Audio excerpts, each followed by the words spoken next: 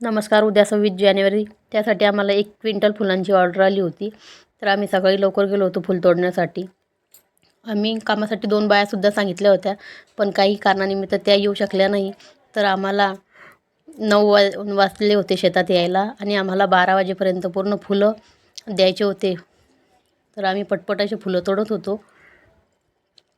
इथे मागच्या साईडने तुम्ही बघू शकता, इकडचे फुलं आम्ही तोडलेले आणि तोडल्यानंतर सुद्धा झाडं कशी दिसतात तुम्हाला दिसतच असतील. बघा इकडचे फुलं, ह्या मागच्या साईडची फुलं हे तोडलेले आम्ही. आणखीन 3 दिवसानंतर एवढीच फुलं इकडे निघतील.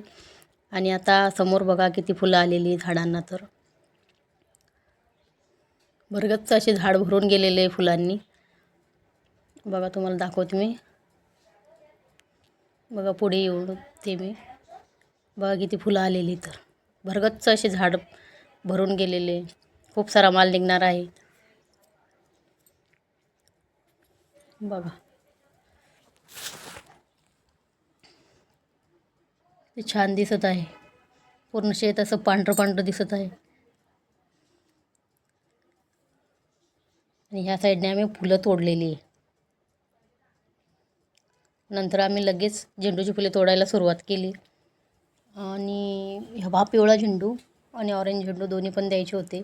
तर आम्हाला 60 किलो बिजली आणि 20 किलो नवरंग आणि 20 किलो झेंडू आणि 10 बस असे फुलं आम्हाला द्यायचे होते आणि 10 पॉकेट गुलाबाचे द्यायचे होते.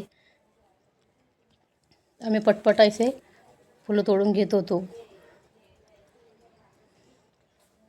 यावेळेस जास्त काही झेंडूचे फुले वाढलेले नाही.